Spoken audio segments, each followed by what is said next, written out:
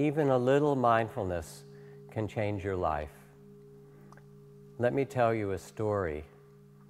A young Army lieutenant who had trouble with anger and flew off the handle very easily was remanded by his superior officer to take an 8-week mindfulness training course, which they have in the Army now, and for which I'm very grateful and hope that it goes up the chain of command.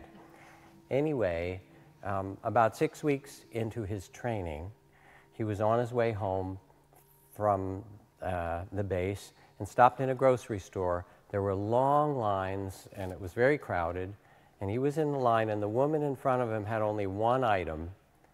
She was in the wrong line. He got irritated. She's supposed to be in the express line. He was in the Army. He knew how things had to be done.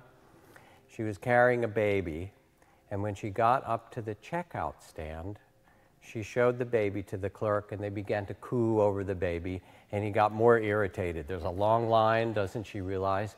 And then she handed the baby to the clerk, and he got really angry, and all his anger started to rise. But because he'd started to learn mindfulness, he could feel the heat and the pain in his body somewhat. So he took a few deep breaths. He recognized this is anger, it's not helpful. He let it subside. And he noticed that it was kind of a cute kid. So by the time he got up to the checkout clerk, he said to her, "You know, that was kind of a cute little boy you were holding." And she said, "Oh, do you like him? He's my boy. You see, my husband was in the military like you, but he was killed last year in Afghanistan. So now I have to work full time, and my mom takes care of my boy. She brings him in once a day so I can see him."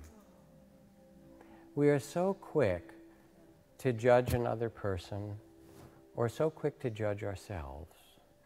And with the gift and training of mindfulness, as this lieutenant had, we begin to pay attention to our body and heart and mind in ways, see how upset or unregulated we can be, and discover that it's possible to come back and both be present and peaceful and gracious or loving in a whole new way.